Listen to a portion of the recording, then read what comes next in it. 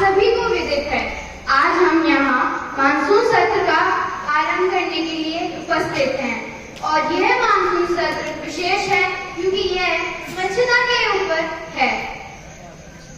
जैसे कि आप सभी को पता है कि देश हमें बहुत बारीकी से देख रहा है, उसी के तहत मैं इस सभा को आरंभ करना चाहूंगी और उसके बारे में पहले हम आपसे कुछ बातें मैं करना चाहूंगी। जैसे कि यह सत्र एक सकारात्मक और सृजनात्मक हो, मैं इसकी उम्मीद करती हूँ और ऐसी ही अपेक्षा करती हूँ कि ये पूरा सत्र अच्छे से व्यतीत हो। आप सभी को पता है चुनाव खत्म हो चुके हैं और अब भविष्य के अगले 4.5 साल सरकार को देश के प्रति निष्ठा से काम करने के लिए उपलब्ध है और हमारी सरकार बाकी सरकारों की तरह से वादे करके नहीं छोड़ेगी, बल्कि जो वादे किए हैं उन्हें पूरी तरीके से पूरी निष्ठा से निभाने की कोशिश करेगी, ऐसी मैं सभी से आशा करती हूँ। और जैसा कि हमारी सरकार जिन चीजों में सबसे ज्यादा जोर देगी वो है महिलाओं, युवाओं, बच्चों वह गरीबों की समस्याओं को जड़ से खत्म करने की हमारी सरकार पूर्ण कोशिश करेगी और इसी उम्मीद के साथ मैं विपक्ष से भी यही आशा करती हूँ कि वह इसमें मेरा पूर्ण सहयोग करेंगे।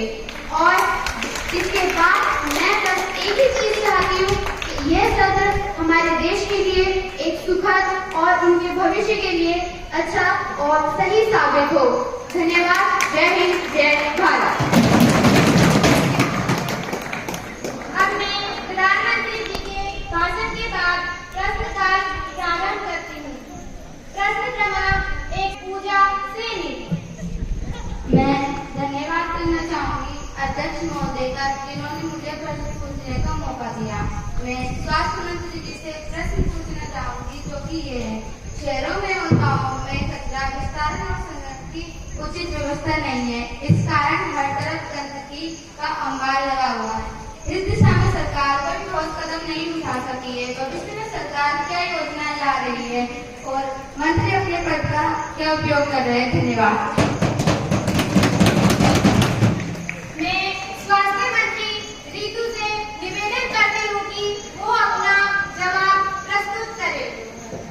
धन्यवाद अध्यक्ष महोदय जी। मेरे साथी ने जो प्रश्न पूछा मैं उसका उत्तर प्रस्तुत कर रही हूँ। शहरों व गांवों में कचरा संग्रहण और निस्तार की व्यवस्था में निरंतर सुधार को रोक रहे हैं। पिछले जनता को वादों और नारों के सिवा कुछ नहीं दिया। हमारे स्वच्छ भारत मिशन के तहत डोर टू डोर कचरा संग्रहण के लिए नगर पालिका और नगर निगमों को वाहन उपलब्ध करवाए। अब शहर में कचरे के ढेर खत्म करके हर घर से कचरा संग्रहण की व्यवस्था की जा रही है। अंडरग्राउंड सीवरेज लाइन बिछाकर खुले में बहने वाली गंदगी को रोका जा रहा है। हरा रंग का डस्टबिन गीले कचरे को डालने के लिए तथा नीले रंग का डस्टबिन सूखा कचरा डालने के लिए लोगों को जागरूक किया जा रहा है। धन्यवाद।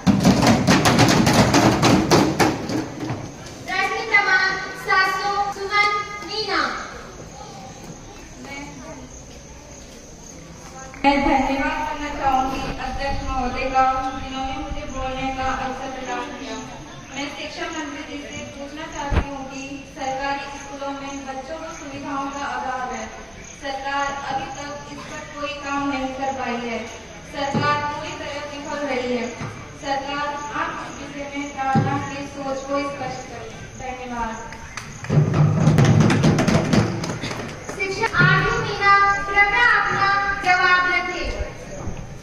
धन्यवाद अध्यक्ष महोदय जी। मेरे साथी ने जो प्रश्न पूछा मैं उसका उत्तर प्रस्तुत कर रही हूँ। भारत के संविधान के आर्टिकल 21 में 6 से 14 वर्ष के सभी बच्चों को निःशुल्क और अनिवार्य शिक्षा का प्रावधान किया गया है। इसी के तहत निःशुल्क एवं अनिवार्य शिक्षा का अधिकार RTE अधिनियम 2009 लागू हुआ। RTE अधिनियम की अनुसूची में स्कूलों से संबंधित नियमों और मानकों में स्वच्छता एवं पेयजल को निर्धारित किया गया है। बालक और बालिकाओं के लिए अलग शौचालय हो तथा सभी बच्चों को शुद्ध पेयजल उपलब्ध कराना सरकार का दायित्व है। सर्वोच्च न्यायालय ने सभी राज्य सरकारों को निर्देश दिया है कि वे स्कूलों में शौचालय और पेयजल की व्यवस्था को प्राथमिकता देवे। हमारी सरकार ने सभी स्कूलों में यह सुविधा उपलब्ध कराई है। हम निरंतर जनता की समस्याओं का समाधान करते रहेंगे। धन्यवाद। आजकल खेतों में रासायनिक उर्वरकों का बहुत अधिक उपयोग हो रहा है, जिसके कारण जनता के स्वास्थ्य से खिलवाड़ हो रहा है। कैंसर जैसी गंभीर बीमारियां हो रही है। किसानों को खाद छूट लेने में बहुत परेशानी होती है। सरकार क्या कदम उठा रही है और ये अपने पद पर रहकर क्या कर रहे हैं? धन्यवाद।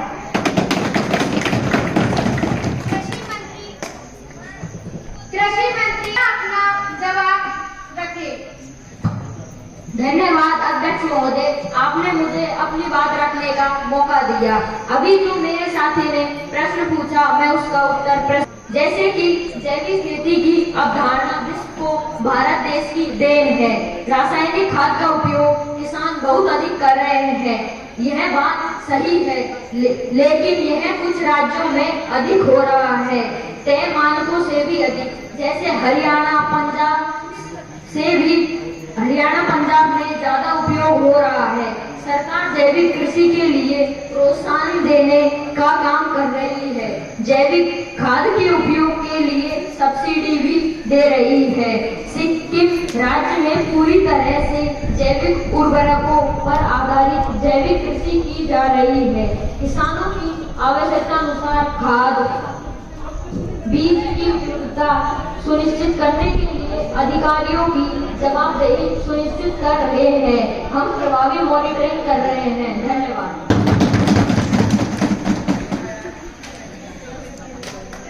संसद को शांतिपूर्वक चलने दे।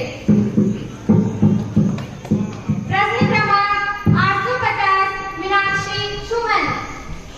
धन्यवाद अध्यक्ष महोदय, मैं आपका आभार व्यक्त करती हूँ कि मुझे आपने प्रश्न पूछने की अनुमति दी। तो मेरा प्रश्न जल मंत्री जी से है, ग्रामीण भारत में आजादी के 75 सालों में भी शुद्ध पेयजल की सुविधा उपलब्ध नहीं हो पाई है।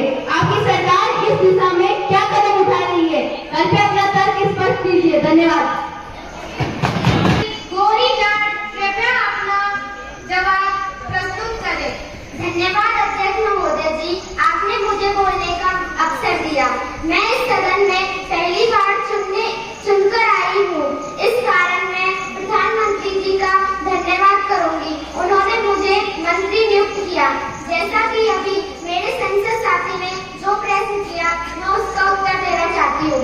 15 अगस्त 2019 को माननीय प्रधानमंत्री जी ने घोषणा की थी, ग्रामीण भारत में शुद्ध पेयजल उपलब्ध कराने के उद्देश्य से जल जीवन मिशन शुरू किया गया। इसका उद्देश्य देश के हर ग्रामीण घर में 2024 पहुंचाने का लक्ष्य रखा था। यह सरकार की अति महत्वपूर्ण योजना है। इसका उद्देश्य सभी घरों तक नल कनेक्शन उपलब्ध कराने के साथ साथ स्थानीय जल संसाधनों के सर्वांगीण प्रबंधन को बढ़ावा देना है। कोविड-19 के कारण हम अपने लाभ में 100% सफल नहीं हुए। हम इस कार्य में तेजी ला रहे हैं। आगामी कुछ वर्षों में अपना लक्ष्य पूरा कर लेंगे। धन्यवाद। जय हिंद, जय भारत। प्रश्न क्रमांक 890 सरोज सैनी। धन्यवाद अध्यक्ष महोदय जी कि आपने मुझे मेरा प्रश्न पूछने के लिए दी। मेरा प्रश्न पर्यावरण मंत्री जी से यह है कि आज भी गांव में लोग खुले में शौच करने के लिए जाते हैं, जो कि बहुत ही शर्मनाक है।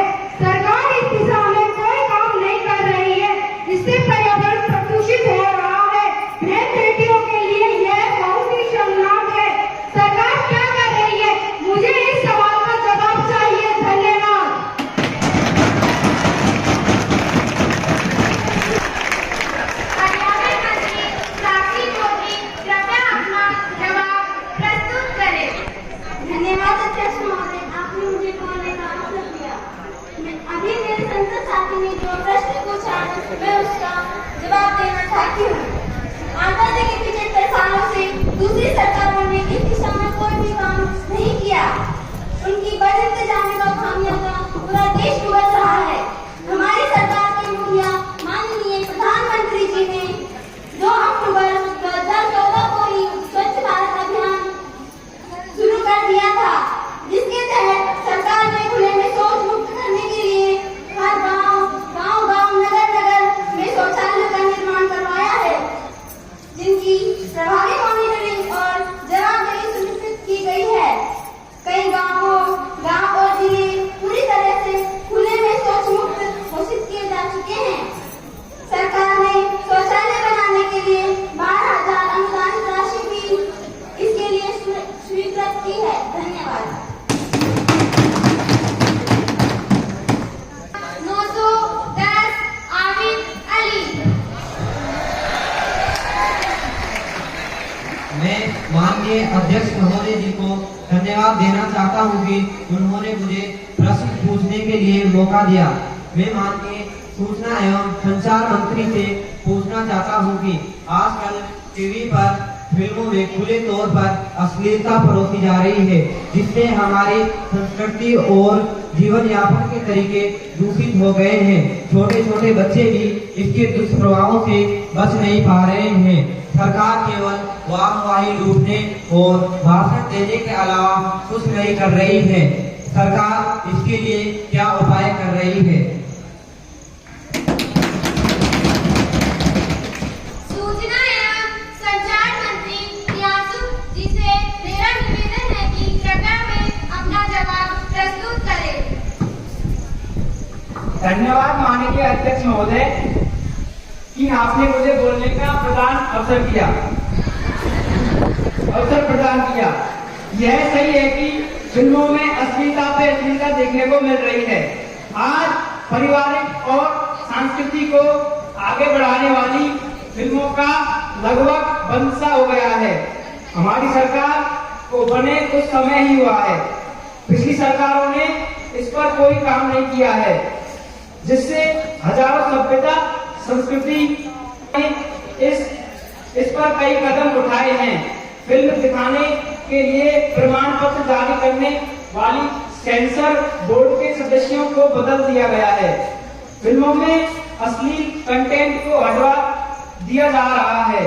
हम आगामी पीढ़ी को स्वच्छ सुरक्षित पर्यावरण प्रदान करने के लिए प्रतिबद्ध हैं। सरकार के आदेशों की अवहेलना पर ऐसे लोगों को दंड और जुर्माना भरने के लिए तैयार रहना होगा। धन्यवाद। प्रश्न क्रमांक 201 अवधेश। धन्यवाद अध्यक्ष जी महोदय। मैं माननीय शिक्षा मंत्री से प्रश्न करना चाहता हूं कि विद्यालय में स्वच्छता के लिए बच्चों को प्रेरित करना चाहिए, जिससे वो स्वच्छता के प्रति जागरूक हो। सरकार इसके लिए क्या प्रयास कर रही है? धन्यवाद। शिक्षा मंत्री आरजू कृपया अपना जवाब प्रस्तुत करें। धन्यवाद अध्यक्ष महोदय जी। मेरे साथी ने जो प्रश्न पूछा मैं उसका उत्तर प्रस्तुत कर रही हूँ। हमारी सरकार स्वच्छता को बहुत महत्व दे रही है। विद्यालयों में बच्चों को स्वच्छता के प्रति जागरूक करने के लिए विद्यालयों में अलग अलग गतिविधियां कराई जा रही है, जैसे सप्ताह में 2 घंटे का श्रमदान तथा स्लोगन, पोस्टर तथा रैलियों का आयोजन किया जाता है। विद्यार्थियों को ठीक तरीके से हाथ धोने के बारे में समझाया जाता है। दार्शनिक अरस्तु जी ने कहा था, स्वस्थ शरीर में स्वस्थ मस्तिष्क का होना जरूरी है। हमारी सरकार स्वच्छता को सर्वोपरि मानती है। स्वच्छता को बढ़ावा देने के लिए हम निरंतर प्रयास कर रहे हैं। धन्यवाद।